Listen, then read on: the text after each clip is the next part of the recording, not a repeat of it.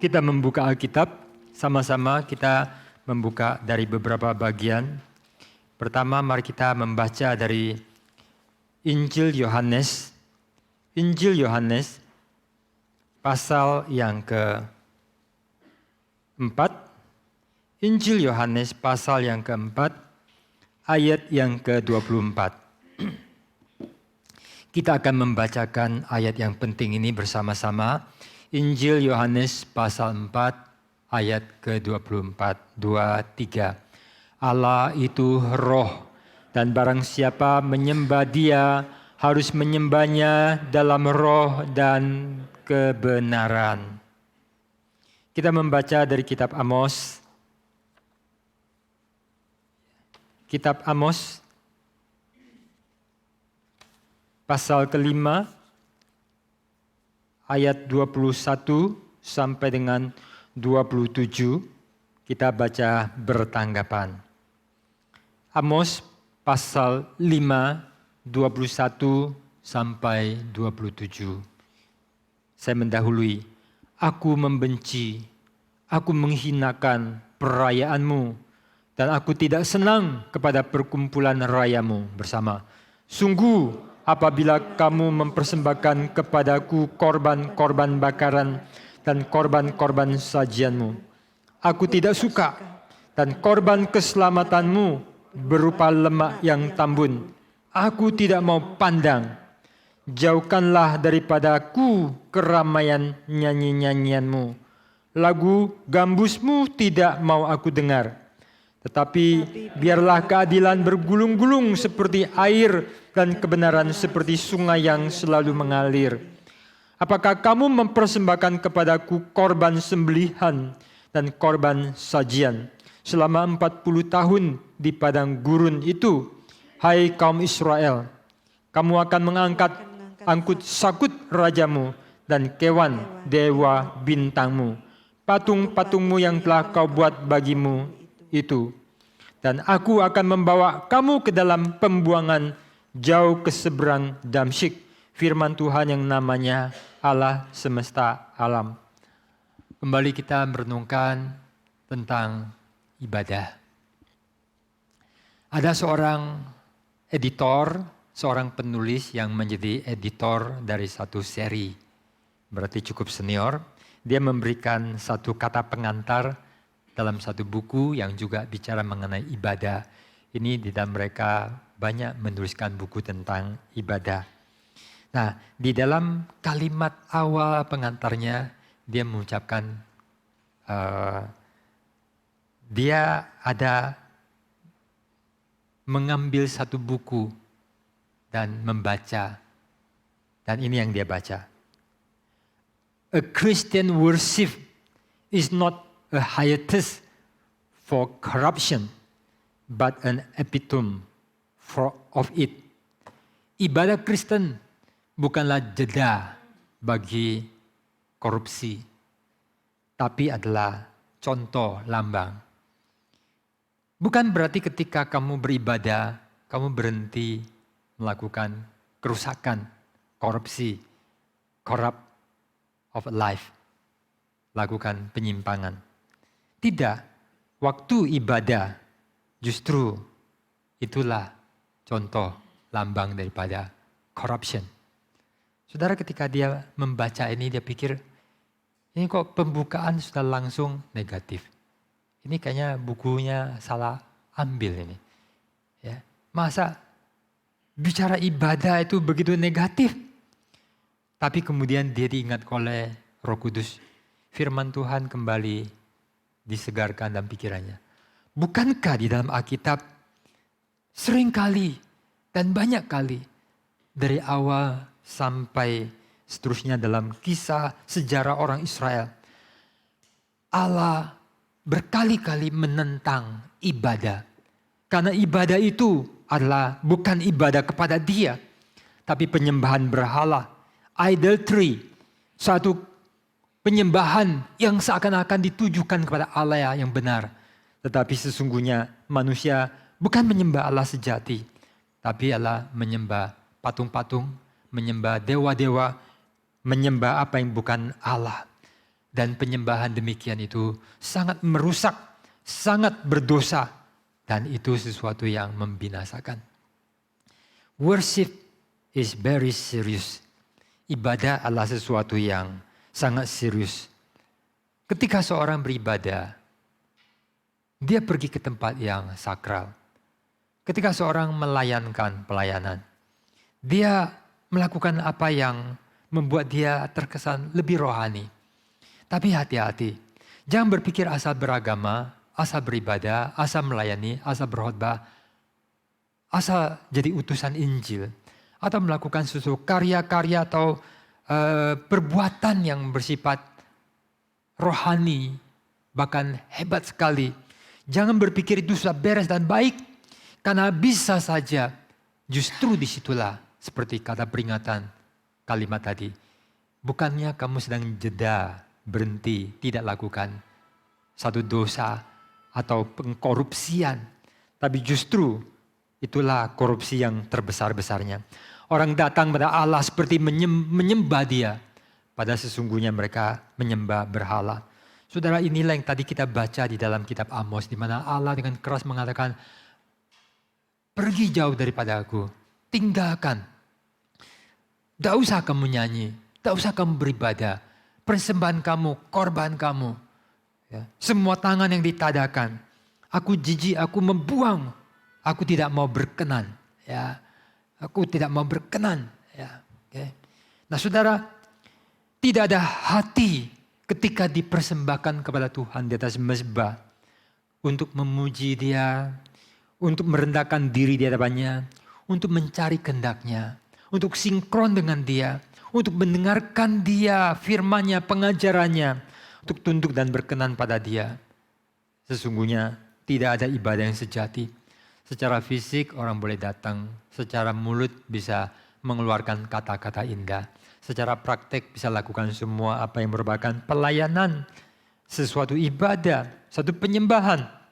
Tetapi hati, tujuan, motif, cara, kelakuan, hidup, semuanya dilakukan di dalam apa yang tidak diperkenan Tuhan.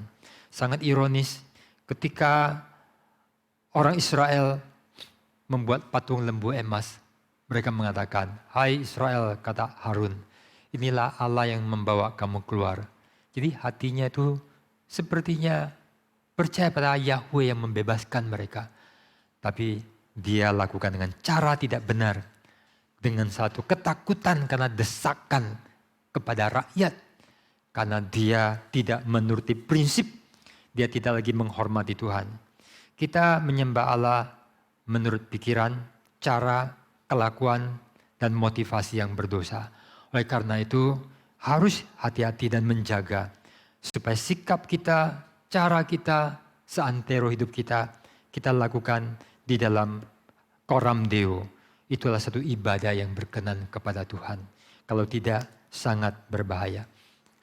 Ketika mempersiapkan perenungan tentang ibadah, saya membuka beberapa buku yang saya beli tentang ibadah.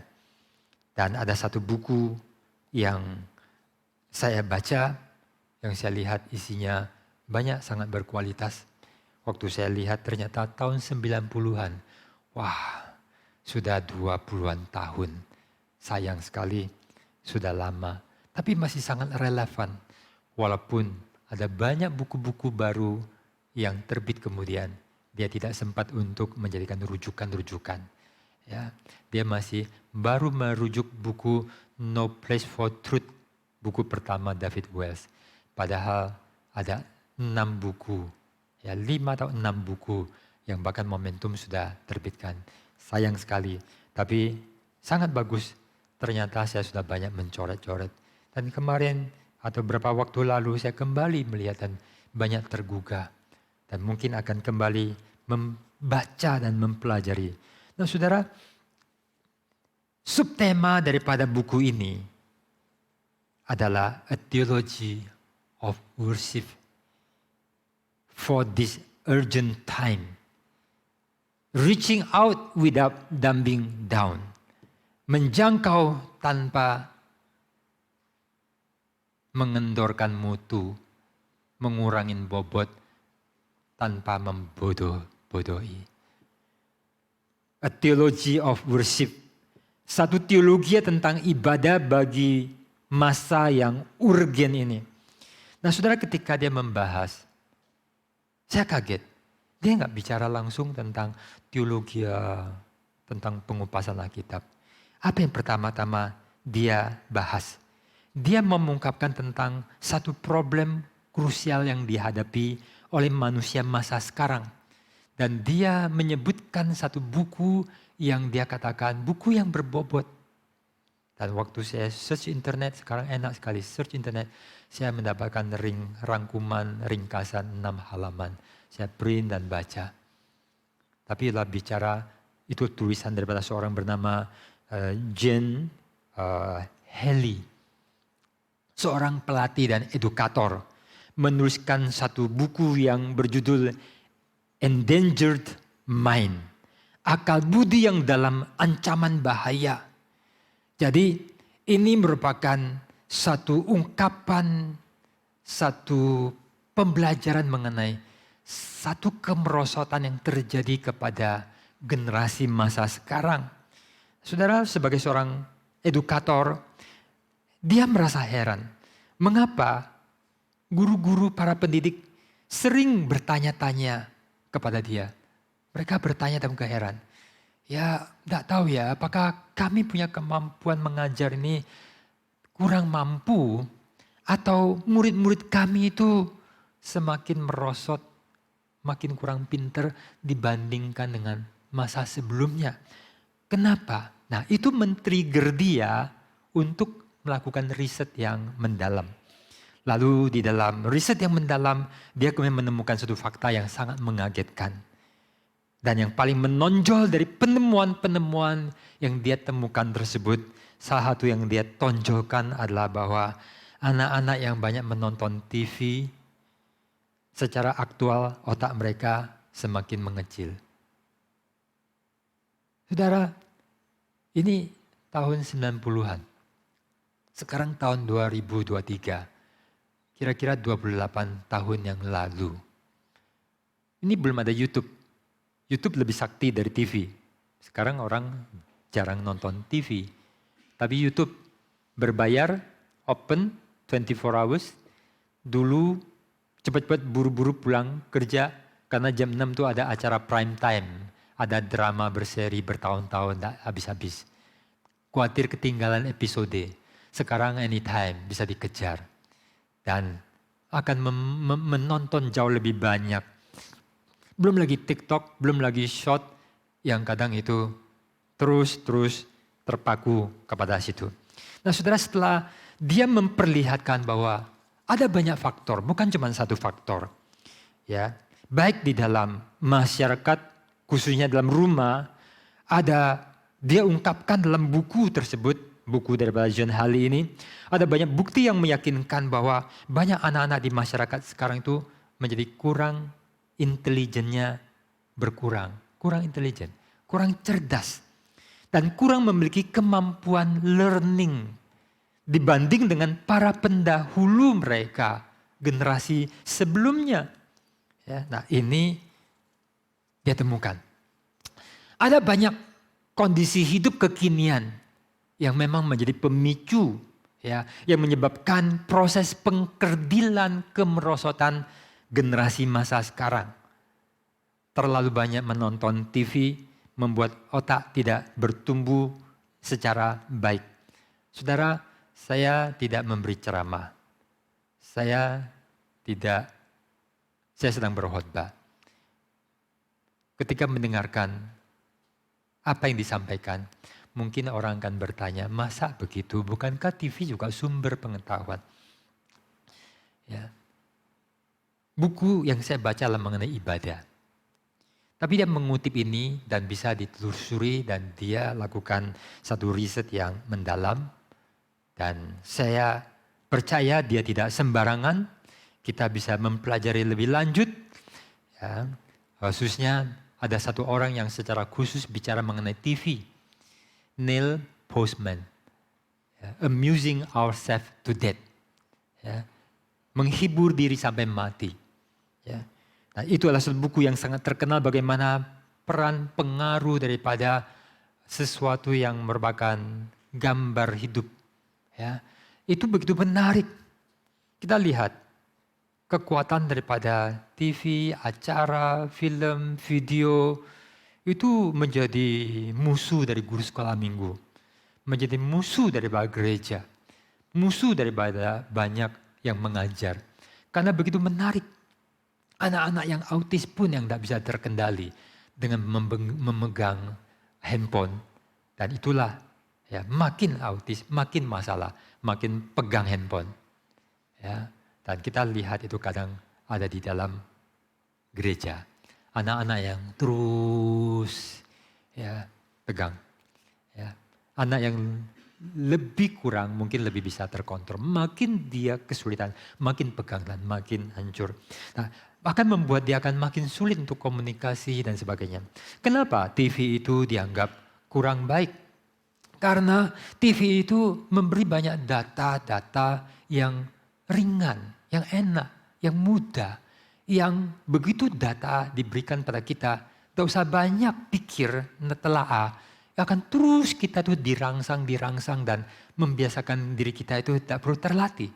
Sangat beda dan kontras dengan membaca. Membaca membuat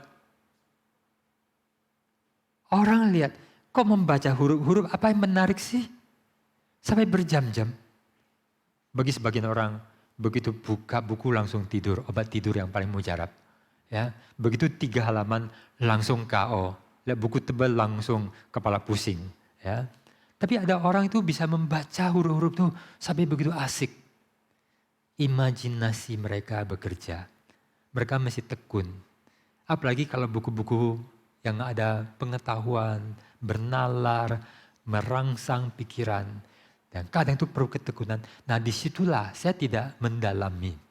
Tidak bicara secara mendalam. Tapi mau mengatakan bahwa ada sesuatu yang sedang terjadi. Itu bahwa generasi kita telah dibawa dalam satu zaman di mana gambar-gambar, film-film itu telah menggantikan. Begitu kotak hitam putih dengan gambar muncul, ada seorang sosiolog sudah melihat ke masa depan. Bahaya, mengancam, manusia akan tersihir. Dan orang yang hebat bisa meramalkan berpuluh-puluh tahun kemudian. Apalagi kalau sekarang dia melihat bagaimana semua program dan semua yang namanya acara-acara, ya YouTube lah, Instagram lah, media sosial lah, Netflix lah, dan macam-macam lah. Itu akan merebut orang punya waktu dan mereka akan nonton. Dan itu tak perlu susah. Ya, kadang kita capek buka dan lalu teman tidur.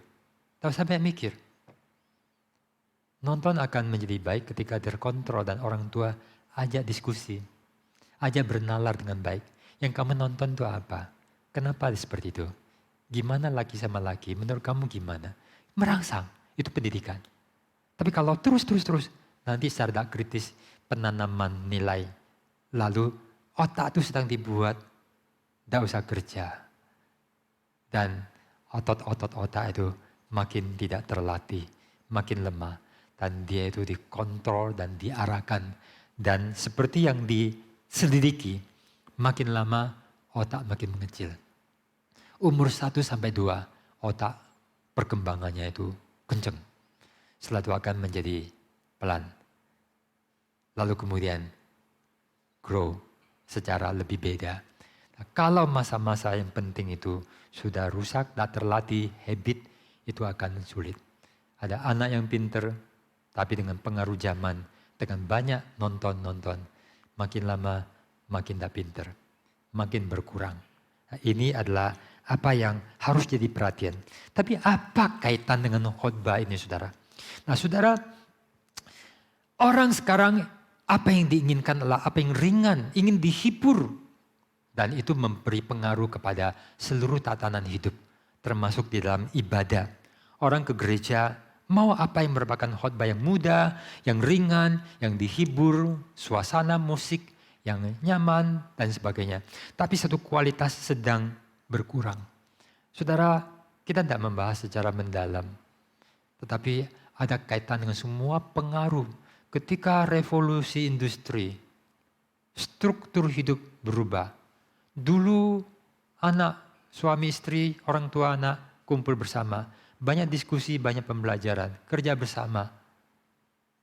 Banyak diskusi dan bincang. Ayah pergi ke kerja, jadi mama yang pimpin. Papa pergi berperang, mama yang pergi kerja. Anak makin kurang ada relasi dengan orang tua. Nah sekarang makin lama makin sulit. Ikatan keluarga yang sangat penting, tempat pendidikan yang sangat penting, semakin kurang. Ada orang yang sharing bagaimana setelah dia usia sangat besar. Sangat besar. Sudah 30-an tahun.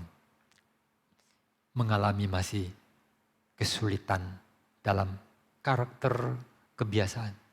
Karena gagalnya atau keluarga didikannya ada kesulitan.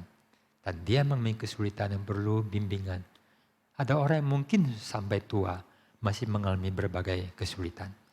Nah, saudara, inilah kondisi yang terjadi. Revolusi industri, teknologi, ada TV, adanya teknologi yang terus dengan segala kemajuan membentuk pola dan sebagainya. Modernisme, postmodernisme membuat otoritas makin ditiadakan. Semua yang tradisional itu ditinggalkan. Manusia makin otonom. Manusia menjadi kehilangan pegangan mana benar dan mana yang salah. Lalu tidak ada pegangan, menjadi pluralisme, relativisme. Manusia menjadi sangat toleran. Ya, siapa aja silakan punya pandangan. Kalau semua bisa boleh saja, berarti nggak ada pegangan kebenaran, meragukan. Menyebabkan manusia itu masuk pada nihilisme. Tidak ada lagi sesuatu yang berarti. Tapi manusia itu perlu makan. Manusia itu perlu hirup udara. Jiwa manusia perlu Tuhan. Manusia perlu beragama. Waktu pergi ke gereja, pergi beragama, mereka tidak mempunyai kebenaran. Mereka nggak memiliki pegangan Tuhan yang benar itu apa. Lalu mereka akan coba sini, coba sana. Dan jiwa yang lemah, rentan dan rapuh. Apa yang mereka inginkan? Kecuali diri sebagai otonom, diri sebagai tuan, dan apa yang menyenangkan. Inilah zaman yang sedang berlaku. Maka hal ini juga memberi pengaruh kepada ibadah. Bagaimana orang datang ke gereja sulit konsentrasi. Datang ke gereja motivasinya apa? Ketika orang mendapatkan pelajaran-pelajaran, apakah bertumbuh?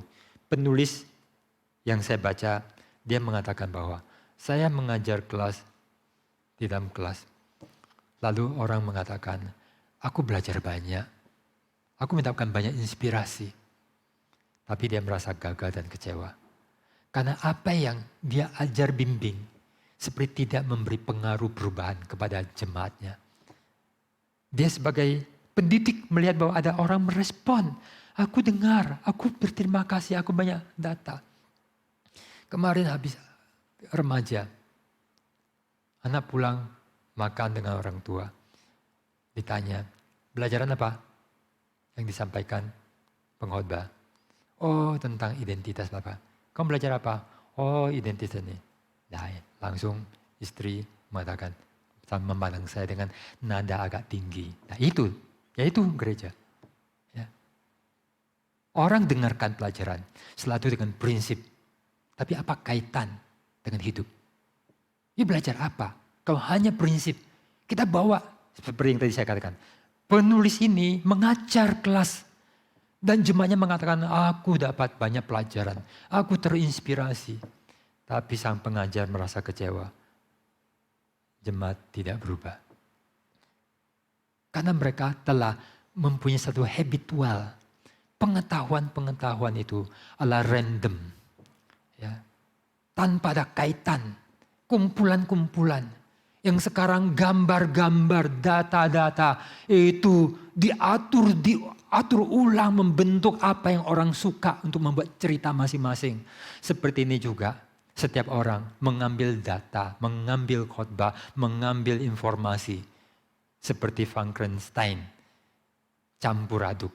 Setiap orang lah teolog dengan aliran school masing-masing. Membuat teologi apa yang dia suka, dia comot dari pendeta ini bagian mana, comot dari pendeta ini, comot dari mana, comot dari orang lain, mana-mana. Membuat setiap orang mempunyai teologi masing-masing seperti pada zaman hakim-hakim. Setiap orang berpikir apa yang baik menurut dirinya. Lalu kemudian inilah bagaimana orang di dalam agama sekarang tidak ada afiliasi, tidak ada semacam pemuritan otoritas yang bisa dia percaya. Dia akan kemanapun dia suka, begitu cepat untuk tinggalkan dan kemana-mana untuk coba sini coba sana. Inilah gejala yang sedang terjadi sekarang. Dan apa dampaknya? Ketika orang datang beribadah, mungkin kita akan kembali mendengarkan apa yang dikatakan oleh Amos dan para nabi. Aku benci dengan semua paduan suaramu. Aku benci dengan semua pelayananmu. Aku benci dengan semua ibadahmu. Aku benci dengan semua doamu. Aku benci dengan pelayanan yang kau lakukan.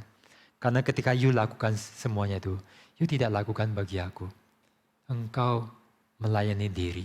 Engkau mencari kepuasan diri. Saudara, inilah sesuatu kondisi yang sangat memprihatinkan. Sehingga kita harus sangat memperhatikan agar tidak jatuh ke dalam kesesatan yang seperti demikian. Ibadah yang benar harus kembali kepada anugerah Tuhan. Ketika manusia berdosa, mana ada yang bisa beribadah dengan benar? Orang bisa beribadah dengan benar karena mereka telah ditebus, diperbaharui, telah dilahirkan kembali. Dan mereka beribadah, menyembah Allah di dalam roh dan kebenaran. Allah sebagai referensi, titik referensi menjadi pusat. Kalau tidak, Allah selalu dimarginalkan. Allah menjadi sarana, Allah menjadi alat gereja. Pelayanan menjadi sumber untuk karir, untuk menjadi sesuatu profesi, untuk mencari keuntungan dan sebagainya. Dan setiap orang menjadi tuan atas diri mereka. Di dalam penyelidikan studi yang dilakukan, inilah zaman yang sakit. Dan manusia banyak yang sakit. Sakit jiwa, schizophrenia. Dan gereja ada dalam dunia yang berdosa, gereja pun tidak tahu pengaruh-pengaruh buruk yang sedang terjadi. Kita berkhotbah, semua selesai, kita ada di dalam berbagai macam berhala. Gereja memberhalakan kuasa, gereja memberhalakan akan angka, gereja memberhalakan uang, gereja memberhalakan entertain, gereja memberhalakan banyak hal yang sesungguhnya Allah tetap dimarginalkan. Padahal kita harus kembali, ibadah sesungguhnya adalah dari Tuhan, untuk Tuhan. Dan dia yang dijunjung tinggi. Dan manusia berdosa tidak mungkin ada yang bisa beribadah dengan benar. Kecuali Tuhan membawa kita untuk berjumpa dan menyadarkan kita ketidaklayakan kita. Dan ketika kita hancur lebur dan kita akan binasa. Kalau kita dilepaskan dan kita boleh ada di pelataran rumah Tuhan. Kita sudah kamsia-kamsia. Tapi kalau kita takabur, kita mesti ada di tahta. Kita sudah lupa, kita bahkan mau merebut tahta Tuhan. Hanya orang yang telah mengalami penebusan Tuhan, menyadari kerendahannya, menyadari akan kemuliaan Tuhan, kebaikan Tuhan, anugerahnya. Mereka sudah puas di dalam Tuhan. Dan mereka memiliki firman, memiliki Kristus, keselamatan. Di dalam roh, mereka menyembah Allah di dalam roh dan kebenaran. Kiranya kita dibawa kembali kepada ibadah yang benar. Kalau tidak, kita hanya sedang melakukan penyembahan berhala. Siapa yang disembah, Tuhan tidak berkenan. Tapi kalau Allah benar-benar telah memuaskan kita, kita mendapatkan cinta. Dan kita tidak perlu apa-apa. Kita melihat Tuhan senang. Kita melihat wajah Tuhan senyum. Kita membuat dia diperkenan. Kita sudah senang. Kenapa ada orang di tengah panas, minim, keringatan, kondisi yang sangat terancam. Mereka bisa doa sembahyang memuji Tuhan dengan khusyuk. Tapi di tengah semua kenyamanan, orang itu bisa tidak punya hati. Ya, rahasianya di hati, relasi dengan Tuhan. Yang kedua saudara, kita belajar Allah harus menjadi subjek dan sekaligus objek ibadah atau penyembahan kita. Kita beribadah kenapa? Kita beribadah karena panggilan dan anugerah. Karena Allah telah berkarya dalam diri kita. Dan ibadahlah bukan karena aku melakukan sesuatu yang baik. Tapi karena inilah satu respon. Karena aku telah menerima anugerah, menerima keselamatan, menerima kebaikan. Kenapa orang mau pergi jauh-jauh ke GBK sih? Ya, aku belum sempat nonton videonya. Aku sering jealous ya sama orang punya konser Coldplay itu. Itu kalau tidak salah satu tiket itu belasan juta. Ya, itu bisa beli handphone 2-3 biji. Ya, kita bisa beli mesin kopi lagi satu. Ya, bisa bikin lagi. Atau kita bisa beli lagi peralatan untuk penggunaan gereja. Satu tiket. Sampai ada orang yang menipu belasan miliar dan ditahan. Seorang perempuan. Luar biasa. Yang hadir itu penuh luar biasa. Ada orang Surabaya pergi ke sana terus pulang. Orang dari mana pergi terus pulang. Ada orang-orang hebat, menteri-menteri. Saya lihat mereka senang dan gembira. Orang pergi ke sana untuk senang. Kita beribadah, apa tujuan kita? Ada sukacita, yes. Sukacita yang bahkan melampaui. Karena apa? Karena keselamatan yang begitu besar. Karena kita telah diberikan kebenaran, pembenaran, status sebagai anak. Karena kita telah dikasih Tuhan dan kita mengasihi Tuhan. Karena kita sangat bersukacita. Apa beda acara konser, acara rame-rame dan sosial dengan ibadah? Acara konser mahal, acara olahraga sosial mahal. Orang ke sana untuk dihibur, kecuali tim sepak bola. Kalau skala mereka ngamuk. Kalau konser seringnya lebih terhibur, kecuali yang nyanyinya sumbang, ditimpuk sama telur busuk. Ya. Tapi umumnya akan berhasil. Ya. Orang pergi ke sana bayar untuk dihibur. Kita beribadah tujuannya bukan untuk dihibur. Kita akan sangat terhibur sebagai buah. Tetapi melampaui karena kita pergi ke gereja lah. Karena kita melihat kemuliaan Tuhan. Karena kita mengalami kemuliaan Tuhan. Kita melihat kebaikan Tuhan. Mana lebih bersukacita menonton penyanyi-penyanyi yang kita tidak kenal, yang hidupnya nggak tahu seperti apa. Seperti Beatles yang mungkin mereka pakai narkoba, marijuana. Kita mengagumi. Bukan zaman kita ya, zaman aku masih kecil. Kita mengagumi, padahal mungkin hidup mereka brengsek. Ada Michael Jackson yang mungkin hidup mereka sangat tidak sesuai. Tapi kita mengidolakan, karena kita numpang bahagia dari penyembahan berhala yang kita buat dan kita terhibur. Tapi beda sekali. Beda sekali dengan ketika kita mengenal Allah. Kita sadarkan anugerahnya, akan kebaikannya, keselamatannya, akan rencana kekalnya. Dialah pokok sukacita kita. Dialah pokok kegembiraan kita. Maka kita akan tergerak untuk melayani Dia, menyembah Dia, mengungkapkan segala puji hormat, untuk mau menyatakan kemuliaannya, mau mengakui Dia, merayakannya, mengumandangkan suara kita, mengangkat hati kita setinggi-tingginya. Dan kalau bisa kita pada waktu itu seketika membuat puisi, mengarang lagu, mengungkapkan kata cinta, mengeluarkan air mata yang penuh terima kasih. Menghaturkan seluruh isi hati kita, mempersembahkan diri kita di atas mezbah.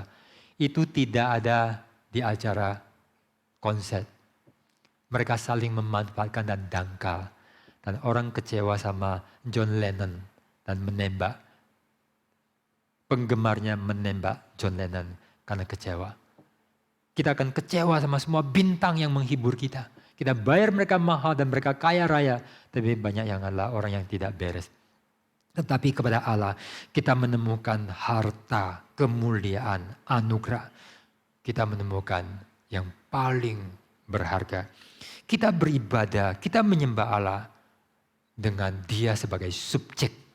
Bukan cara kita, bukan ide kita. Tapi menurut atribut dan kehendak Allah, menurut kebenarannya, menurut apa yang Dia wahyukan kepada kita. Sehingga itulah kita sangat bersyukur. Kita di jalan yang benar. Kita menemukan yang paling mulia. Beribadah berarti mengagumi, memuji. Yang paling agung, yang paling layak. Sayang sekali manusia itu memberikan pengakuan kepada yang paling layak, yang dipuji, yang dia dedikasi, yang dia jadikan sebagai sumber sukacita adalah sampah-sampah. Tapi kita menemukan di dalam diri Allah, melalui Dia yang berinisiatif, Dia yang mengarahkan, Dia yang memulai dan kita merespon. Dan Dia juga menjadi objek ibadat penyembahan kita. Dia menjadi fokus kita. Kita bukan nyaman karena aku dan Dia sebagai sarana. Tapi aku telah menemukan kekasih. Ada beda pasangan yang saling memanfaatkan.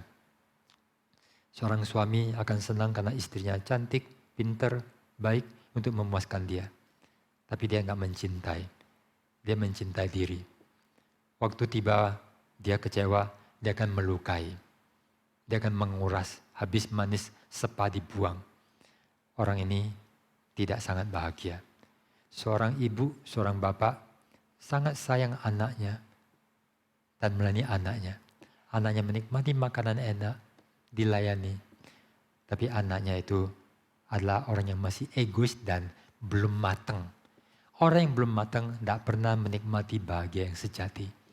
Ada bahagia di dalam kematangan. Ketika ibu memberi makanan yang satu-satunya kepada anak. Dan anak makan dan ibunya menikmati kepuasan di dalam batin. Hanya orang yang matang yang bisa mengalami itu. Maka orang berbagi, suami istri berbagi. Demikianlah kita dalam relasi dengan Tuhan.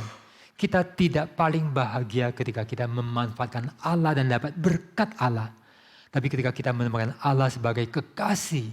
Dan bagaimana kita menerima kasihnya dan kita menjunjung Dia di dalam kasih dan kematangan. Kita menemukan kepuasan yang tidak ada habis-habisnya. Sehingga pengakuan daripada pemazmur di dalam Mazmur 73. Dia mengatakan, di bumi, di sorga tidak ada yang kuinginkan. Tidak dapat apa-apapun. Habis hancur badan, hati. Tidak masalah. Yang penting Allah milikku. Itulah cinta paling penting. Orang pergi ke surga adalah untuk mendapatkan berkat. Dia menderita di dunia, tapi nanti aku akan dapat berkat di sana. Dapat semua yang saya inginkan.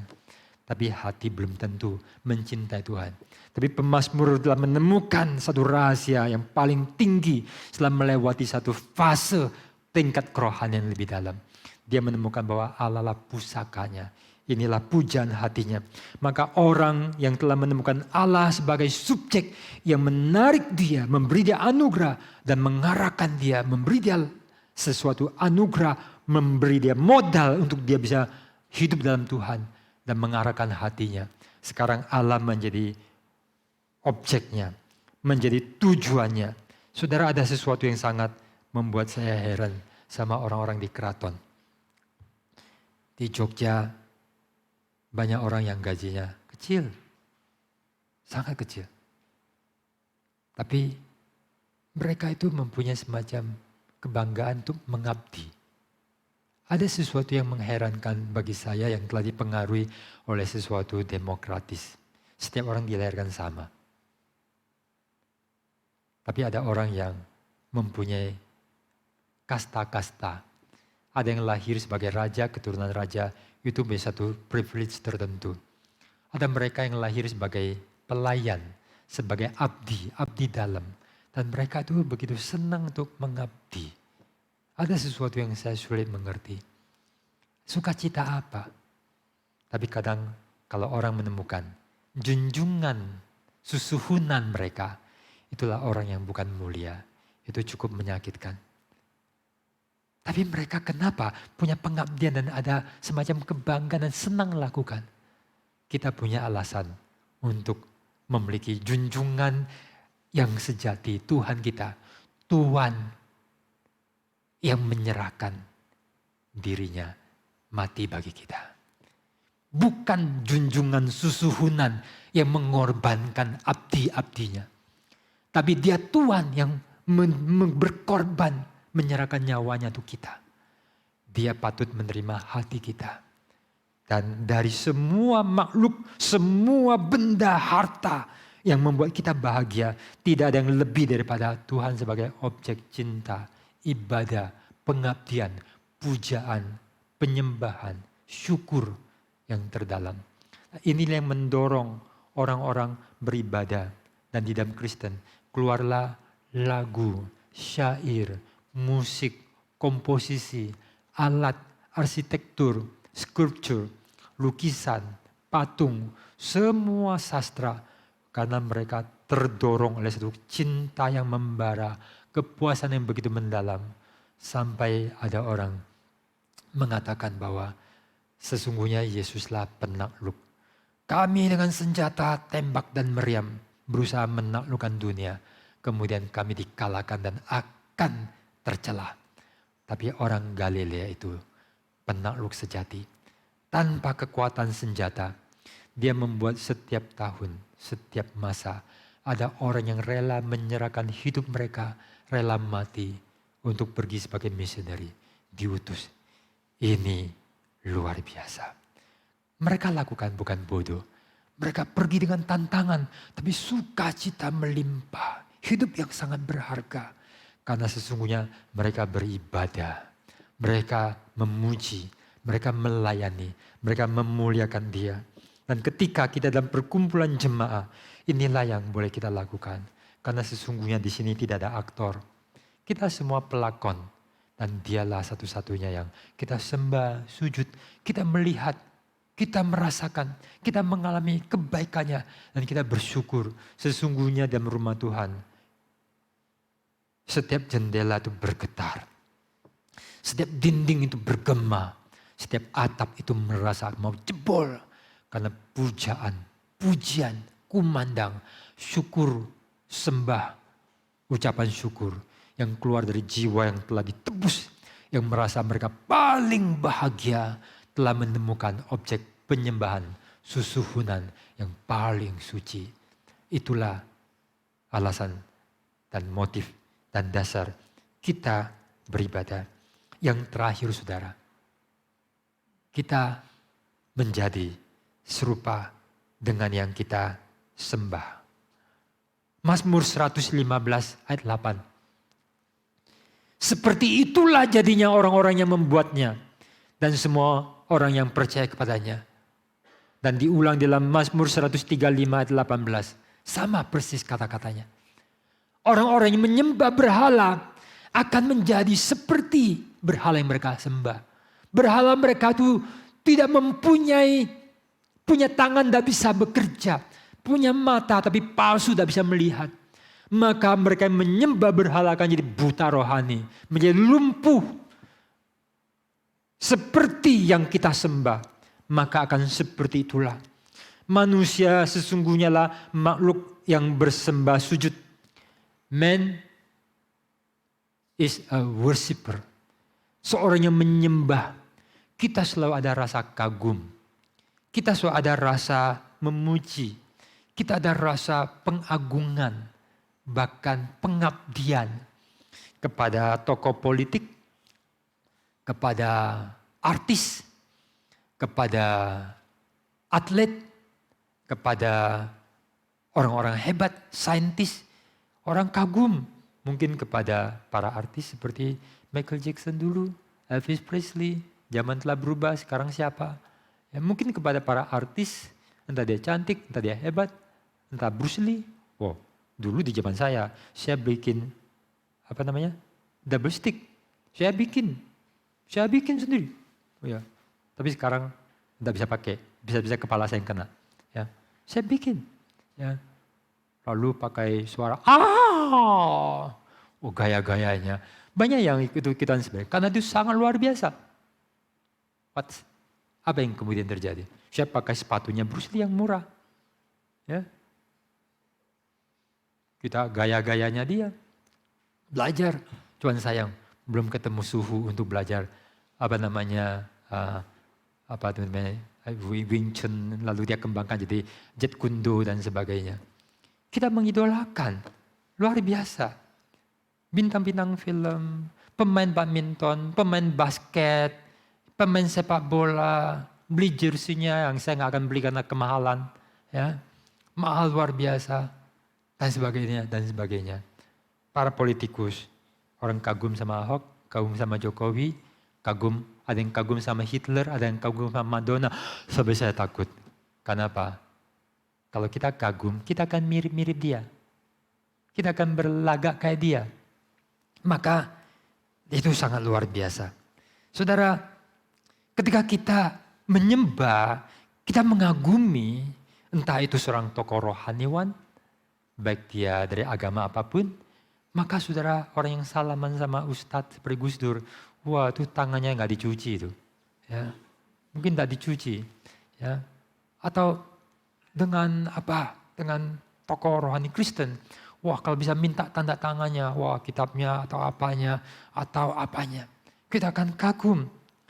Ada tokoh seperti negarawan pendiri bangsa, wah kagum. Tapi kemudian saya membaca dari sisi yang lain, ternyata kritikan-kritikan yang cukup masuk akal. Ternyata kekaguman menjadi lebih imbang. Ya, ketika kita mempelajari ternyata manusia mempunyai keterbatasan. Kita mulai agak sedikit dalam manusia. Ada yang bahkan jauh lebih brengsek. Wah, kita menjadi kecewa. Tapi itulah manusialah makhluk bersembah sujud. Kalau kita sudah mengadore seseorang, kadang kita tidak kenal dia itu apa. Tapi kita sudah membayangkan semua yang baik tanpa kenal. Lalu kita itu ngikutin. Kita memuja, kita simpan barang-barangnya. Dan itu kita senang sekali. Kita senang dengan semua barang-barangnya ada kaitan. Karena itu menjadi seperti jimat.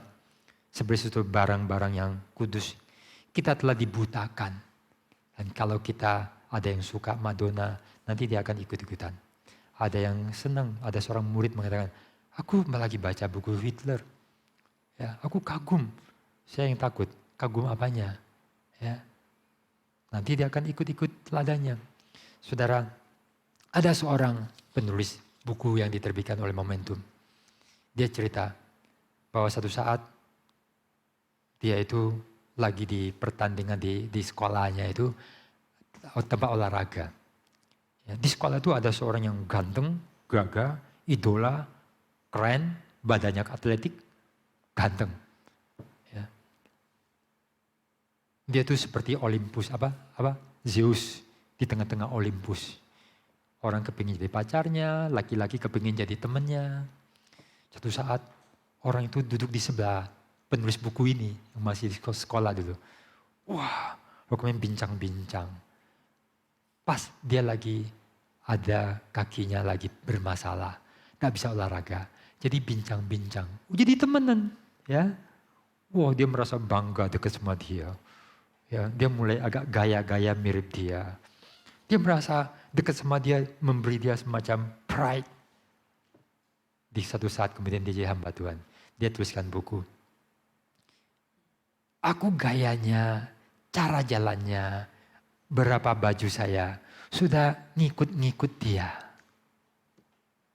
Alangkah luar biasa kalau kita menjadikan Yesus sebagai idola kita. Kita bergaul dengan dia. Kita menjadi mirip sama dia. 2 Korintus 3 ayat 18. Dan kita semua akan mencerminkan kemuliaan Tuhan dengan muka yang tidak terselubung. Dan karena kemuliaan itu datangnya dari Tuhan yang adalah roh. Maka kita diubah menjadi serupa dengan gambarnya dalam kemuliaan yang semakin besar. Orang yang beribadah adalah orang yang menyembah. Menyembah apa yang agung, bernilai, honorable, mulia, sangat tinggi. Ketika yang sangat dianggap tinggi adalah remeh, berhala, patung, dan semua yang brengsek, maka dia akan menjadi brengsek. Lihatlah kelakuan orang. kamu akan tahu nilai agamanya. Tuhannya seperti apa. Atau bagaimana dia itu menghayati imannya. Beribadah adalah sesuatu yang very serius. Karena dalam ibadah kita akan mengalami konfrontasi. Kita akan mengalami transformasi. Kita berjumpa dengan Tuhan yang mulia, yang bertata. Ketika Yesaya beribadah kepada Tuhan di dalam bait yang maha kudus. Dia gentar, dia bersujud. Dan Tuhan menyentuh dan menguduskan dan mengubah dan mengutus dan mengempowering dia, men-strengthen dia, menguatkan dia. Dan itu mengubah. Ketika Petrus bertemu dengan Tuhan Yesus, dia itu diubahkan dari seorang yang pelin-pelan, seorang yang mudah ngomong, yang tidak mempunyai kejelasan, satu saat menjadi batu karang yang luar biasa. Ketika orang beribadah, dia akan melihat Allah yang besar, Allah yang mulia. Dia berjumpa dengan sesuatu atau pribadi yang paling agung, yang paling dikagumi, yang menggetarkan dia. Kalau para petinggi, tokoh politik, orang bela dan bela. Sekarang orang saling bela antara kelompok ini dan kelompok itu, saling caci maki. Ya. Tapi kalau kita mengenal Tuhan Yesus dengan baik, kita akan bersembah sujud, kita akan kagum, kita mau lama-kelamaan menjadi mirip. Dulu orang-orang yang menjadi muridnya Pak Stephen Tong, kalau diundang khotbah sering tidak disukai. Mereka mengkritik, semua lagaknya kayak Stephen Tong. Ya, niru-niru. Pak Tong ucapkan kalimat yang bijak, tak apa-apa, wajar. Ketika seorang murid baru belajar, dia biasa mulai niru. Tapi tunggu, nanti ketika mereka lebih matang, mereka punya identitasnya sendiri. Pak Lim Kok Han itu paling yang nirunya Pak Stephen Tong. Tapi lama-kelamaan menjadi lain. Ketika saya khotbah, juga ada yang mengatakan, wah ini muridnya Stephen Tong. Banyak orang hamba Tuhan Gary atau Saat, itu ada begitu kagum seseorang tanpa terasa. Ada mirip-mirip. Padahal saya nggak bikin-bikin. Tapi satu saat setiap orang akan mempunyai cirinya masing-masing. Satu transfer, satu pengaruh, satu aura, satu pengaruh yang mempengaruhi kita. Ketika kamu menyembah Allah, kamu akan menjadi serupa dengan yang kamu sembah. Waktu kita beribadah, kita melihat kemuliaan Tuhan. Kita mengenal kebenarannya. Kita memuji dia, kita kagum sama dengan dia, kita menaruh diri kita di atas mezbah atau tidak. Dan itu ada transformasi, ada suatu kekuatan yang luar biasa. Ibadah adalah sesuatu kekuatan transformasi yang sangat dahsyat. Yang setelah itu orang akan diubahkan. Sayang sekali, ibadah telah rusak. Kenapa? Sekarang manusia merosot. Karena manusia telah menjadi kurang cerdas, otaknya kurang cerdas dan kurang konsentrasi. Dan lihatlah anak-anak sekarang yang dikatakan sebagai anak-anak generasi strawberry. Hai strawberry girl and boys. Hai durian girls and boys. Saya dengarkan ada yang mengatakan, anak-anak sekarang yang baru lulus, kalau ada kekeliruan, dikritik, diberi nasihat, langsung kena mental. Istilahnya kena mental. Lalu minggat, berhenti kerja. Sedikit-sedikit sudah mau healing. Kepingin healing. Kayak hidupnya berat sekali. Tidak seperti zaman dahulu. Itu tekun, dimarahin, dikritik. Itu sangat tekun, sangat tahan. Tapi anak sekarang sulit. Lihatlah kalau saya membaca anak-anak punya IG, media sosial, aku kadang susah baca tulisan mereka. Singkat, tak ada struktur, tak jelas. Guru-guru mungkin memperhatikan. Tak jelas. Dan kadang bahasa mereka tak jelas. Saya ngomong sama anak saya, maafkan. Indonesianya jelek. Inggrisnya jelek. Padahal bahasa itu seperti matematik. Harus belajar untuk bertutur, berbahasa, berstruktur, vocabulary, mengungkapkan pesan yang jelas. Ada nilai yang baik. Bahasa itu begitu mendalam, logika, nilai di dalamnya. Tapi sekarang kalau mereka bicara, kalau mereka saling tulis, kadang tak tahu apa yang ditulis. Bahasanya tidak jelas. Singkat-singkat, bahasa-bahasa apa. Orang mungkin mengatakan, Pak, yuk ketinggalan, Bapak kuno. Ini kan bahasa anak-anak.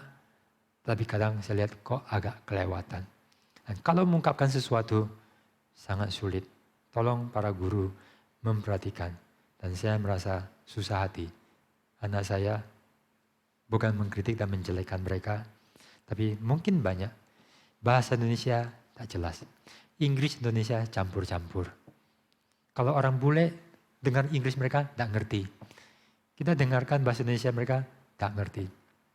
Ini adalah kondisi anak zaman sekarang.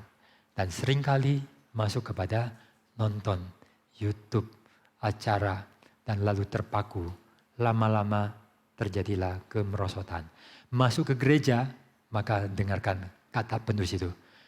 Murid saya mengatakan, terima kasih, aku dapat informasi, aku dapat pengetahuan, dapat inspirasi. Tetapi sang hamba Tuhan mengatakan, aku kecewa, mereka tidak berubah. What happened? Ibadahlah satu transformasi, kekuatan yang luar biasa. Allah dijunjung tinggi dan bagaimana melalui pujian ada kuasa, langit bergetar, jendela bergetar, dan hati manusia itu ketika melihat ibadah orang suci, mereka akan merasa Tuhan hadir. Tuhan itu kudus dan mulia. Mereka melihat transformasi hidup orang percaya karena menyembah Tuhan dan serupa dengan Tuhan. Mereka mengatakan, aku juga mau. Betapa bahagianya jadi umat Tuhan. Mari kita pergi beribadah. Hatiku bersorak-sorak dan sangat antusias. Karena aku mau beribadah ke Yerusalem, ke rumah Tuhan. Kiranya kita mengalami pembaruan semua ibadah ini. Kalau tidak, dari awal sampai akhir ibadah ini meles, nyanyinya meles. Saudara, nyanyi, kualitas nyanyi berkurang. Jemaat nyanyi berkurang. Bisa-bisa liturgis pun berkurang. Pemusik pun berkurang. Lalu seluruh ibadah asal lewat. Kiranya pelajaran ini boleh menolong kita. Mari kita berdoa. Bapa di dalam surga, tolong dan berkatilah kami. Ibadahlah hal yang serius. Nanti setelah langit dan bumi baru, apa yang ada dalam dunia semua dipulihkan. Ada banyak hal yang tidak perlu lagi. Tetapi ibadah akan terus ada. Kami kiranya boleh ditolong untuk boleh beribadah dalam roh dan kebenaran. Mengalami sesuatu berjumpaan, kepuasan. Dan bukan kami sebagai tujuan dan objek ataupun subjek. Tapi Engkaulah segala-galanya yang bertata di atas pujian penyembahan kami. Dan kami sungguh bersuka cita melihat junjungan kami, kekasih kami. Engkau ditinggi dan dimuliakan. Dan seluruh bumi melihat kemuliaan-Mu dan tunduk menyembah. Sukacita kami adalah melihat Engkau dimuliakan. Dan Engkau bekerja memperbaharui bumi. Terima kasih Bapa, kalau hati kami kosong karena mengejar semua yang sia-sia. Biarlah kami menemukan satu sukacita dan kekuatan di dalam ibadah yang bersifat teosentris. Di dalam nama Tuhan Yesus kami berdoa. Amin. Mari kita bangkit berdiri.